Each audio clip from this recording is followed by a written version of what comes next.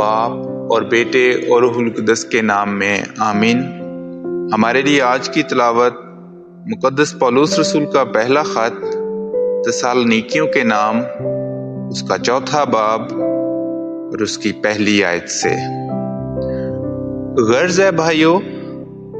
ہم تم سے خداوند یسوع مسیح میں عرض اور منت کرتے ہیں کہ جیسا تم نے ہم سے سیکھا کہ کس طرح چلنا اور خدا کو خوش کرنا ضرور ہے، اور جس طرح تم چلتے بھی ہو ویسے ہی ترقی کرتے جاؤ، کیونکہ تم جانتے ہو کہ ہم نے تمہیں خداوند یسوع کی طرف سے کیا کیا حکم دیے۔ چنانچہ خدا کی مرضی یہ ہے کہ تم پاک ہو اور حرام کاری سے اپنے آپ کو باز رکھو، تاکہ تم میں سے ہر ایک اپنے ظرف کو پاکیزگی اور عزت کے ساتھ رکھنا جانے،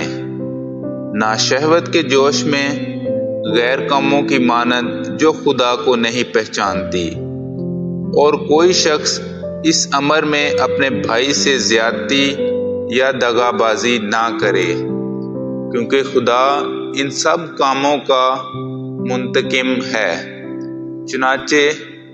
ہم نے پہلے بھی تمہیں تاکید کر کے کہا تھا، کیونکہ خدا نے ہمیں ناپاکی کے لیے نہیں بلکہ